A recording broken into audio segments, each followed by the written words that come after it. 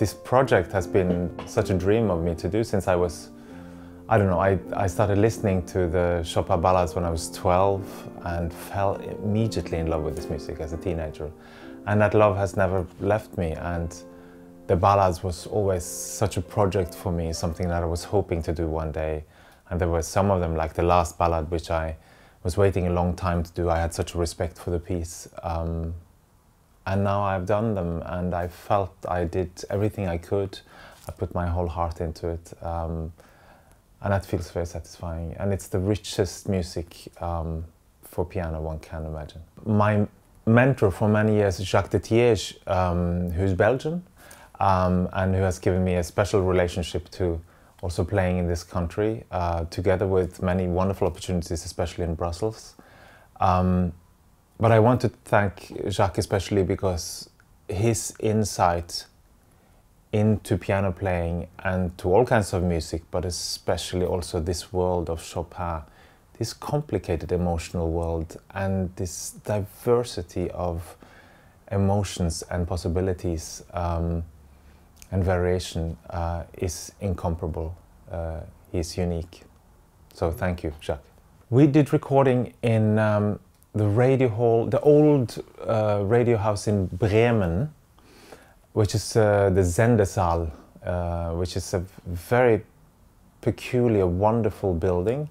It's a hall without any corners, and it's a building inside the building, so it's completely insulated. Somebody can be drilling outside and you don't hear a thing, which is quite wonderful. I mean, the total silence. And the sound is special, it's intimate and still have some space. And I recorded on the piano, which I know very well, which I recorded also earlier on, Sibelius' album in Berlin and so on, which has followed me. So I was very at home with, and I knew for a long time this piano. The piano was a Steinway D, yeah. I am planning a big project with Mozart, which is called Mozart Momentum. It's a collaboration with the Mahler Chamber Orchestra, which I worked a lot with between 2012 and 2015 on what we call the Beethoven Journey. And now we're taking, basically, we're taking 2 years of Mozart's life, 1785, 86, and we are playing the piano concertos from those years, fantastic concertos, the ones between 20 and 24. And we're also playing chamber music, and I'm playing some solo pieces from those years. There will be recordings, 2 double CDs, one from 85, one from 86. I feel it's such a peak in, I mean, everything from Mozart is wonderful, but there is something happening there with the piano concerto. It starts with the D minor concerto number 20, where he starts to separate more the soloist from the orchestra. So when the soloist comes in with the first entrance, it's with different music from the orchestra. And that's how, as far as I know, the first time it happened in the history of the concerto as a genre. And Mozart then expands this incredibly to a kind of new storytelling.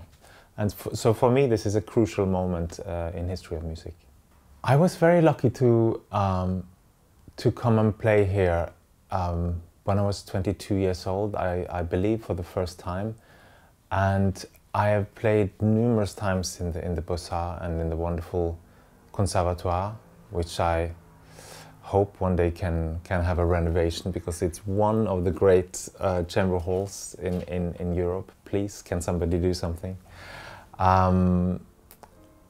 So I feel very lucky to have this relationship here in Brussels to the organizer, to the audience. And then I've worked a lot with my mentor Jacques de Thiège for many years, and I have, of course, many special memories of spending time with him also here.